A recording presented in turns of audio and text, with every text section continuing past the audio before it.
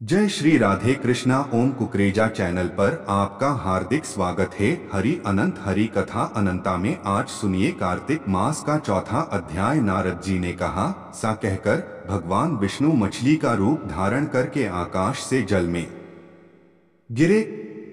उस समय विंध्याचल पर्वत पर तप कर रहे महर्षि कश्यप अपनी अंजलि में जल लेकर खड़े थे। भगवान उनकी अंजलि में जा गिरे।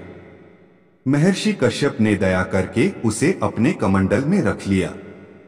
मछली के थोड़ा बड़ा होने पर महर्षि कश्यप ने उसे कुएं में डाल दिया। जब वह मछली कुएं में भी न समा सकी तो उन्होंने उसे तालाब में डाल दिया। जब वह तालाब में भी न आ सकी तो उन्होंने उसे समुद्र में डाल दिया। वह मछली वहां भी बढ़ने लगी। फिर मत्स्यरूपी भगवान विष्णु ने इस शंखासुर का वध किया और शंखासुर को हाथ में लेकर बद्रीवन में आ गए। वहां उन्होंने संपूर्ण ऋषियों को बुलाकर इस प्रकार आदेश दिया, मुनीश्वरों, तुम जल के भीतर बिखरे हुए वेद मंत्रों की खोज करो और जितनी जल्दी हो सके उन्हें सागर के जल से बाहर निकाल लाओ। तब तक मैं देवताओं के साथ प्रयाग में ठहरता हूँ। तब उन तपोबल संपन्न महर्षियों ने यज्ञ और बीजों सहित संपूर्ण वेद मंत्रों का उद्धार किया। उनमें से जितने मंत्र जिस ऋषि ने उपलब्ध किए वही उन 20 मंत्रों का उस दिन से ऋषि माना जाना लगा। तदंतर सब ऋषि एकत्र होकर प्रयाग में गए। वहां उन्होंने ब्रह्मा जी सहित भगवान विष्णु को उपलब्ध हुए सभी वेद मंत्र समर्पित कर दिए। सब वेदों को पाकर ब्रह्मा जी बहुत प्रसन्न हुए। उन्होंने देवताओं और ऋषियों के साथ प्रयाग में अश्वमेघ यज्ञ किया। यज्ञ समाप्त होने पर सब देवताओं ने भगवान से निवेदन किया, देवाधिदेव जगन्नाथ, इस स्थान पर ब्रह्मा जी ने खोए हुए वेदों को पुनः प्राप्त किया है और हमने भी यहाँ आपके प्रसाद से यज्ञ भाग पाए हैं। अत यह स्थान पृथ्वी पर सबसे श्रेष्ठ, पुण्य की वृद्धि करने वाला एवं भोग तथा मोक्ष प्रदान करने वाला हो।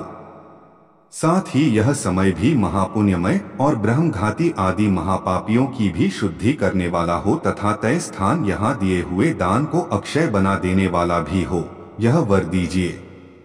भगवान विष्णु बोले, देवताओं, तुमने जो कुछ कहा है वह मुझे स्वीकार है। तुम्हारी इच्छा पूर्ण हो। आज से यह स्थान ब्रह्म क्षेत्र के नाम से प्रसिद्ध होगा। सूर्यवंश में उत्पन्न राजा भगीरथ यहाँ गंगा को ले आएंगे और वह यहाँ सूर्य कन्या यमुना से मिलेगी। ब्रह्मा जी और तुम सब देवता मेरे साथ यहाँ निवास करो। आज से यह तीर्थ तीर्थराज के नाम से विख्यात होगा। तीर्थराज के दर्शन से तत्काल सब पाप नष्ट हो जाएंगे। जब सूर्य मकर राशि में स्थित होगे उस समय यहाँ स्नान करने वाले मनुष्यों के सब पापों का यह तीर्थ नाश करेगा। यह काल भी मनुष्यों के लिए सदा महान पुण्य फल देने वाला होगा।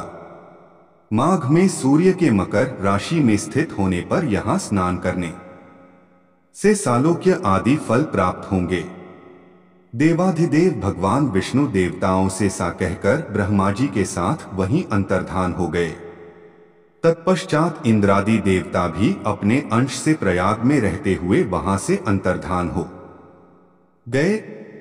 जो मनुष्य कार्तिक में तुलसी जी की जड़ के समीप श्रीहरि का पूजन करता है वह इस लोक में संपूर्ण भोगों का उपभोग करके अंत में वैकुंठ धाम को जाता है।